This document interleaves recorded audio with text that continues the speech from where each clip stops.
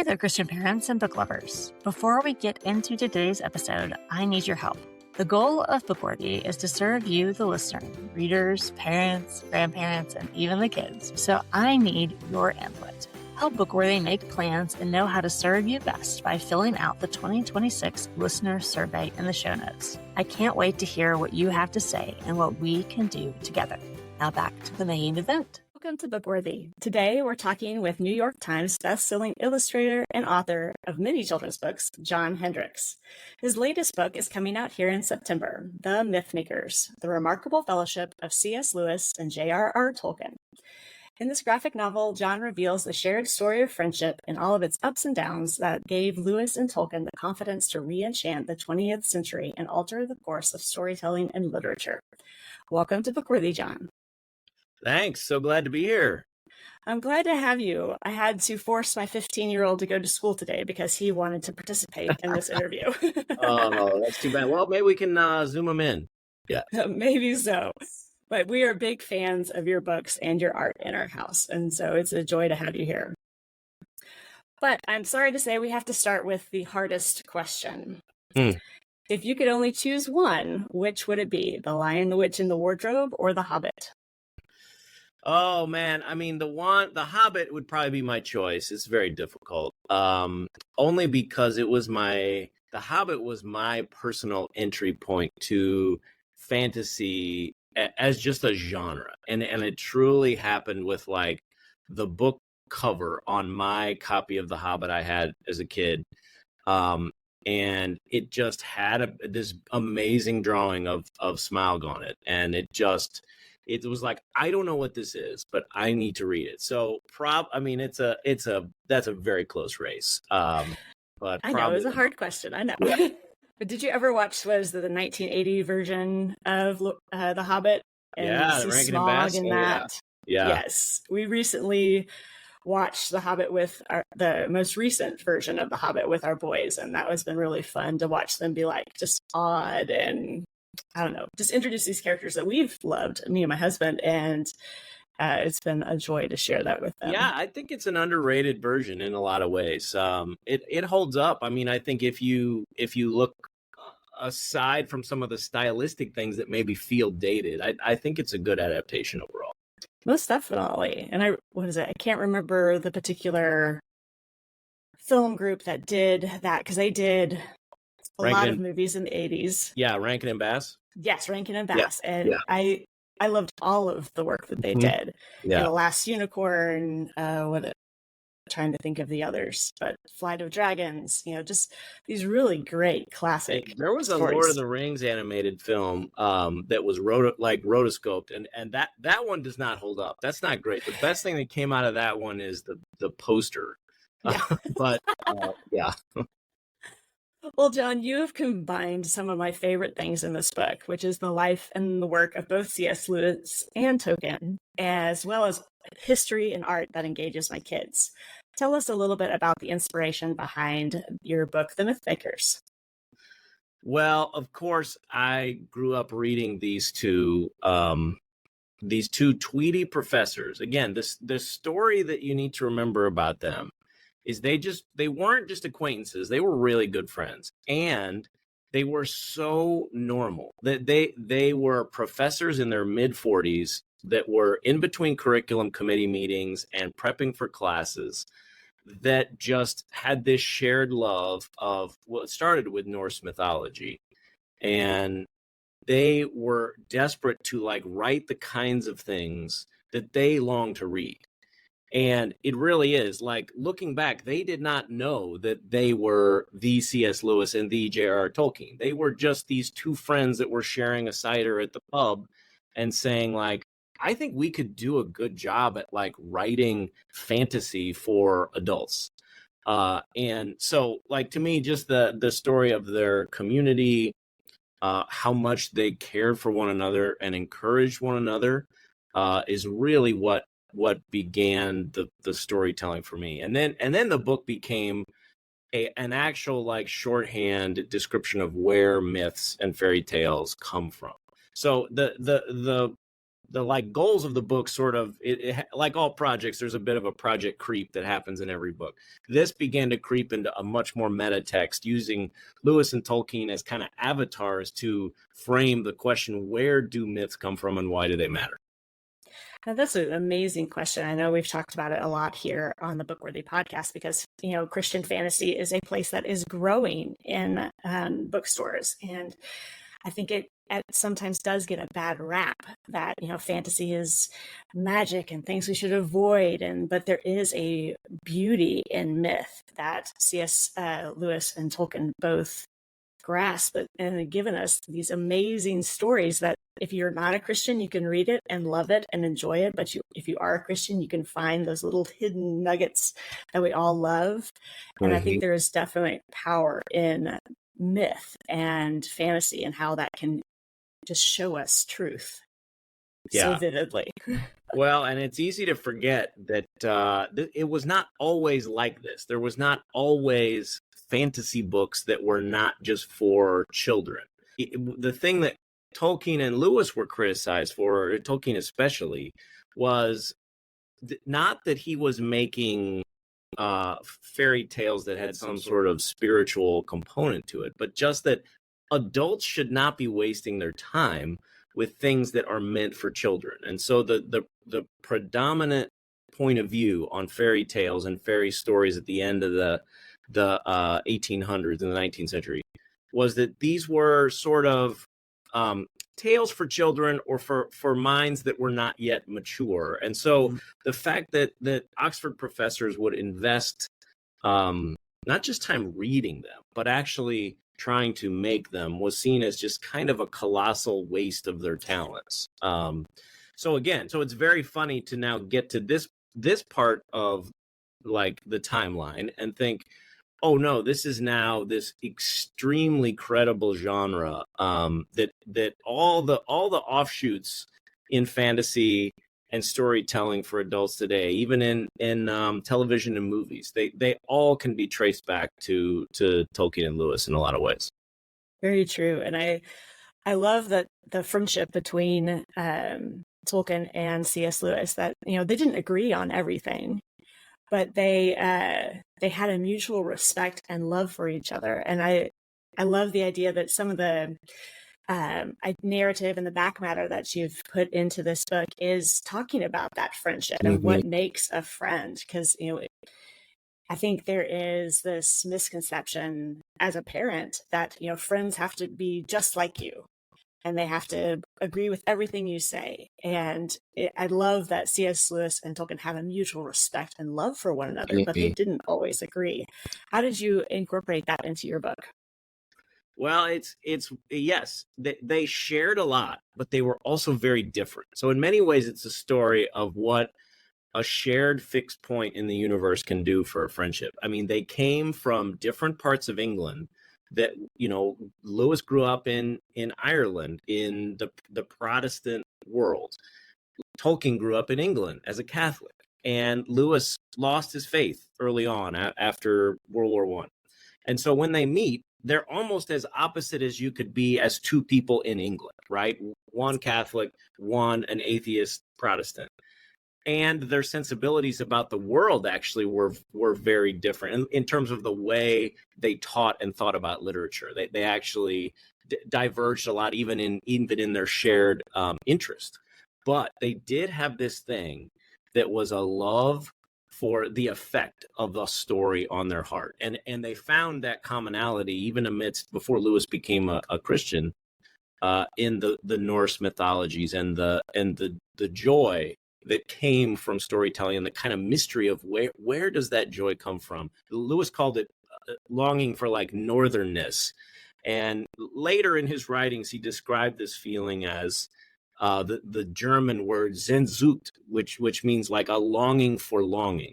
Or like he would later say, it's like the smell of a flower we've never seen before, right? Like how do you have this longing for something that you can never fully identify? And they both shared that, and they were both kind of on a quest to figure out where that came from. It's very neat. It's one of those, like you had said earlier, they basically started fantasy as we know it today. And, just brought in so many great elements of Norse mythology and Irish folklore and all kinds of myths, and just to pull in and to draw us into just a great story.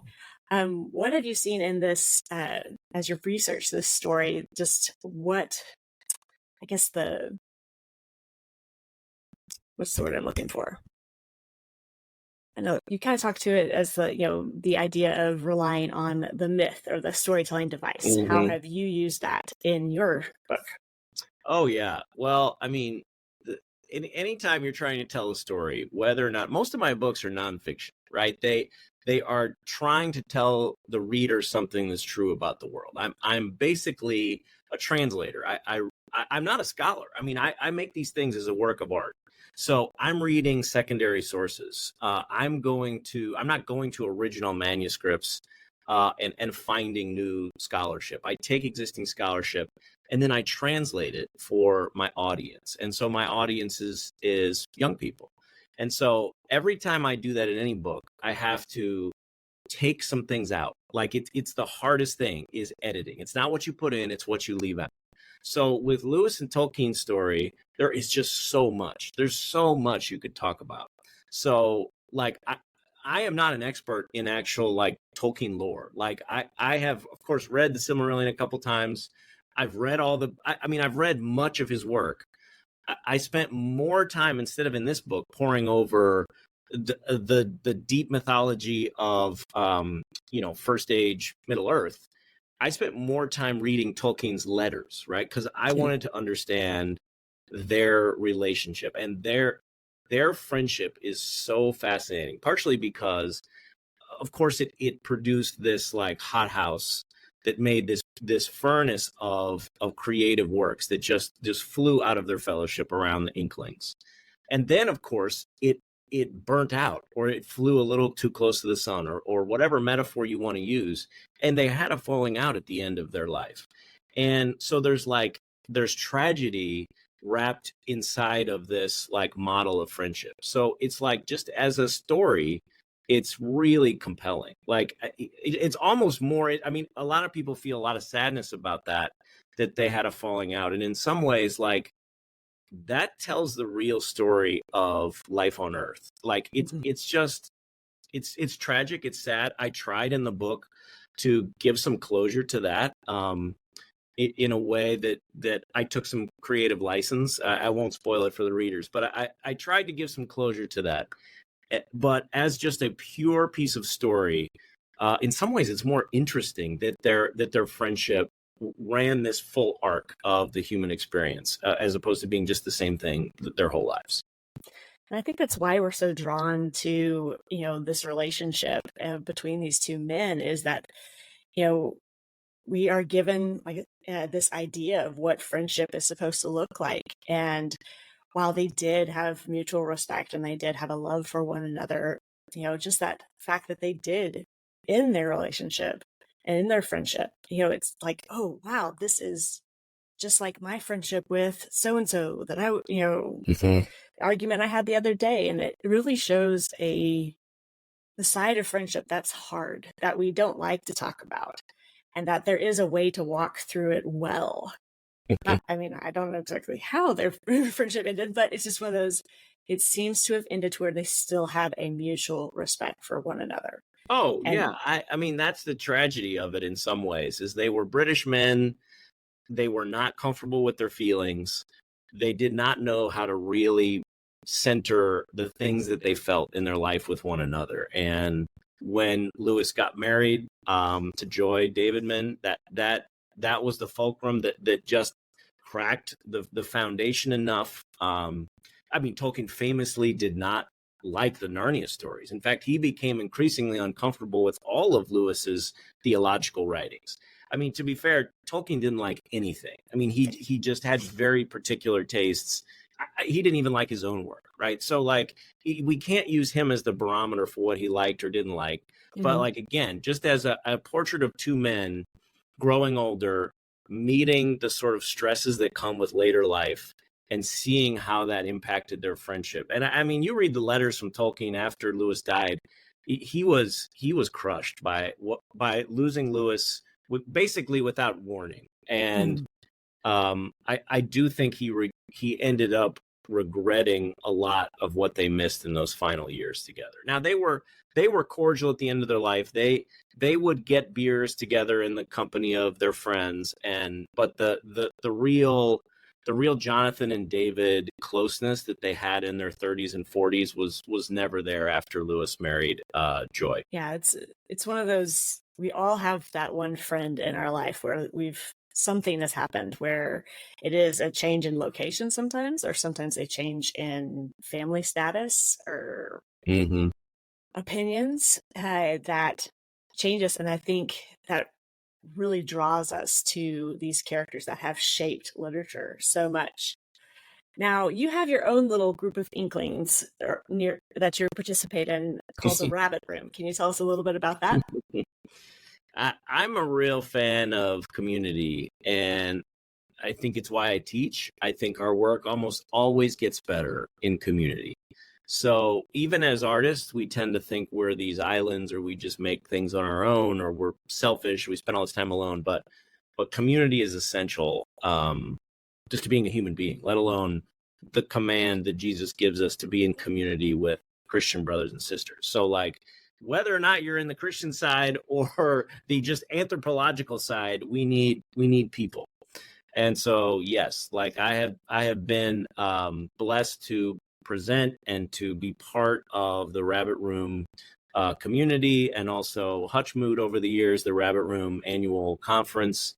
I did Hutchmoot in England in 2019 when I was doing research for this book, which was held in Oxford, and just have great memories of being there with friends who have a shared love of fairy and story and the Inklings. And so it was almost like being in a kind of Disney World, an Inklings Disney World for a week. So fun. I know, what is it? I've heard that in Oxford, wherever his C.S. Lewis's office was, there was a lion on one side and a fawn on the other, like a statuette's outside of his door. Is that true?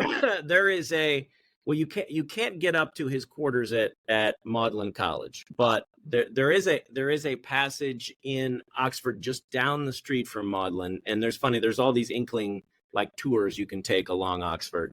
And there is a notable door with a lion on it, and then right across from it is a lamppost that feels, very, very reminiscent of a famous lamppost. So, were these inspirations? Who knows? But it does seem kind of cool. It's very neat. What is it? I got to visit Oxford as a teenager once, and I guess my love of C.S. Lewis hadn't grown to the place that it is now. I think my experience in visiting Oxford now would be totally different than when I was 16. Yeah. So, well, the Eagle and Child, their famous pub, was open when I was there in 2019, and it was closed a few years ago. I believe it was bought and renovated, so I am not sure. I believe it is opening soon. But the other one they went to, Lamb and Flag, right across the road, it was closed as well, but now has reopened. So I think when you go to Oxford now, you can go to at least one of their two favorite haunts. Very fun. I'll have to put that on my bucket list for sure. Now, as an artist, it's often kind of, or at least the artistic world is often seen as a non-Christian space. What encouraged you to move into, use your art in a faith-based way? Yeah, I think overall, I think it does not behoove us as faithful people to think of the world as a kind of sacred secular game of Tetris, right? Where we have to like figure out the safe Christian spaces and the not safe secular spaces. Basically, Jesus told us that the weeds and the wheat will grow up together. And so I encourage you, move out into the world and make the things you are most interested in making.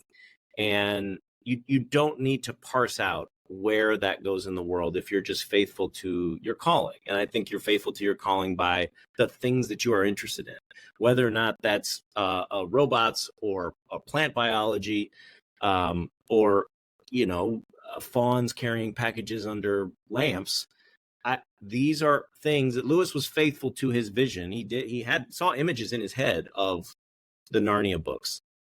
And he said at one point, I don't have any idea why at this particular time in my life I decided to write a book for children.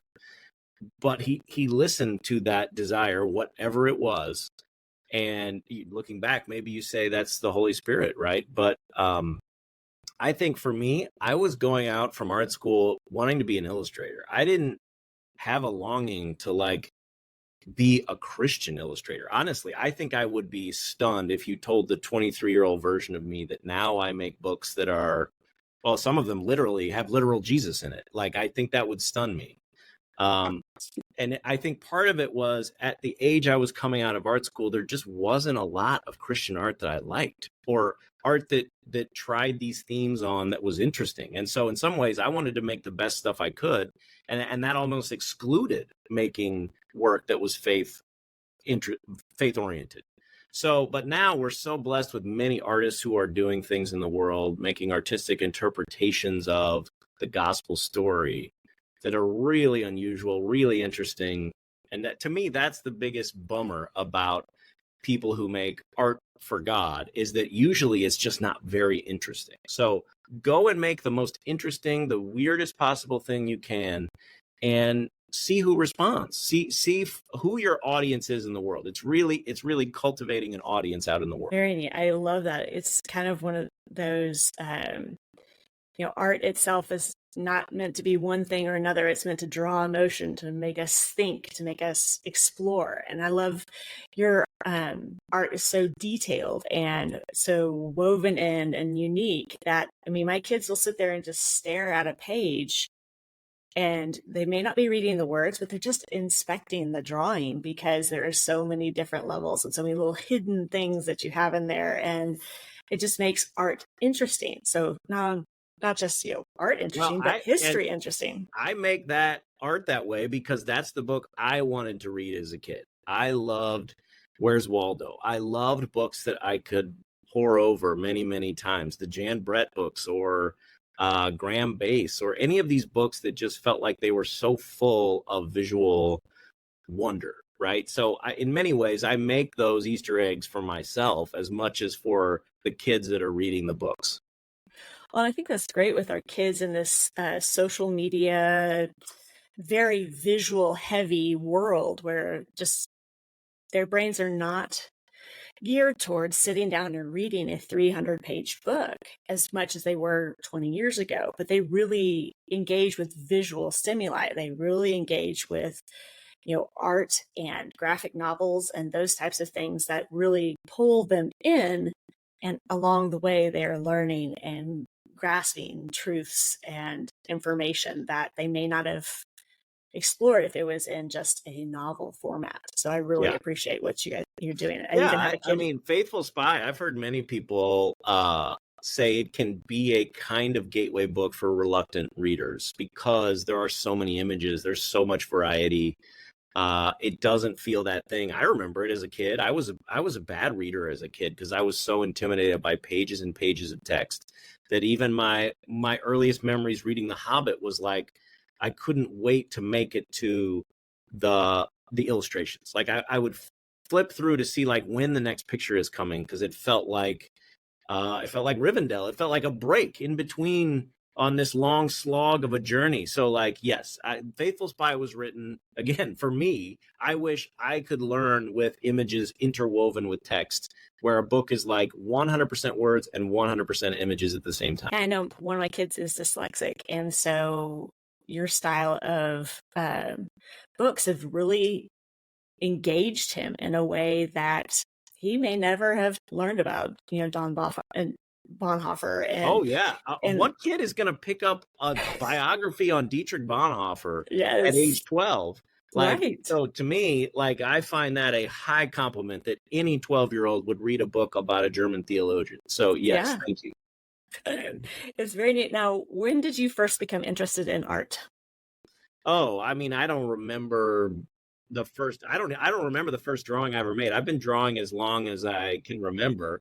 And the other thing I tell people is like, I don't remember the first time I heard about God or Jesus. So like on some level, much of my life has been, I grew up with pictures and being inside the church and drawing in church all at the same time. So I've been drawing as long as I can remember. Most of it started with copying Garfield comics or comics from the newspaper. I love The Far Side. I love Garfield and Peanuts. And I mean, that's where drawing started to me. It was just an extension of who I was. Yeah. That's amazing. Sorry, my dogs are deciding to bark at something. But how would you encourage parents that have children that are creative and show an interest in art? How would you encourage parents, since we have some parents listening? Yeah, it's funny. I mean, I think I get a lot of emails like, my kids are really creative. Do you do drawing lessons, or do you know anyone that does drawing lessons? And I think most parents imagine lessons are the right format for this because of probably like music lessons, right? But that's not how drawing works, right? It's a different thing. So the best thing you can do if your kid is creative is have lots of supplies on hand.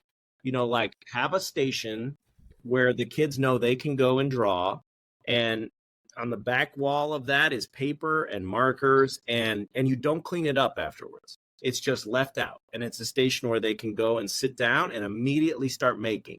There doesn't need to be any planning, any prep, because that's starting is always the hardest part of making. And if you can just make drawing a part of your daily life, your daily practice, something that like you honestly can't get out of the way of doing, that's how you learn. You learn almost in all art forms. You learn by doing it more than learning about doing it. So you just have to be in the way of making drawings almost every day, and you can start to grow. I love that, because what is it? I think Macaroni Grill is a restaurant that usually has like white butcher paper on the table. And instead of eating my food, I'm usually there like just drawing randomly, and it's great. Engaging. Honestly, you should I mean, maybe it's like putting butcher paper all over every table you own. Like maybe that's a really good practice. I know. I kind of consider, I have some creative kids, and I'm like, you know what? I might need to go out and get me some art paper. I know my 15-year-old, who is really excited about this interview, would give me the stink eye if I didn't ask this question.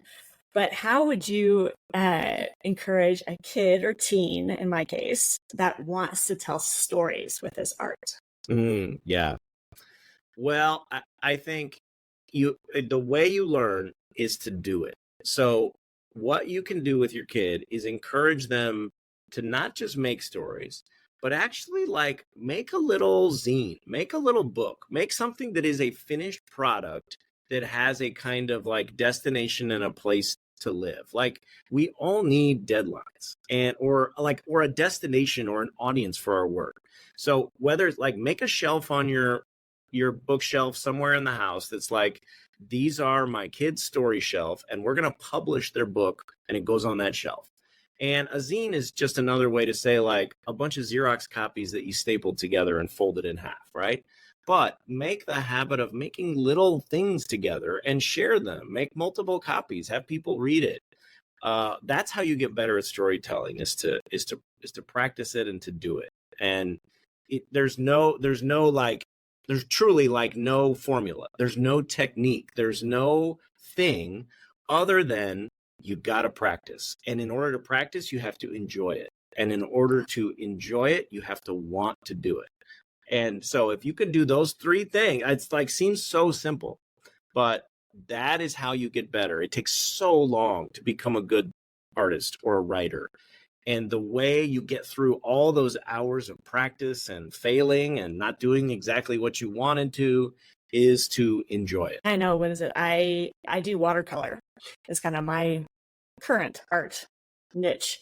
And I have included as part of my quiet time with God is kind of, I read a passage, I paint something.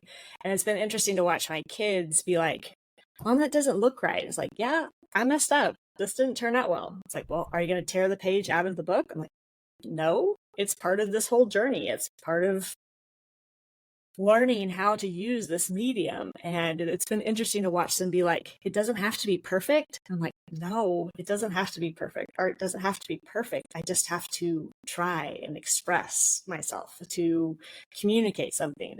Sometimes it's just, to me, like I need to wait a lot longer because watercolor takes patience, apparently.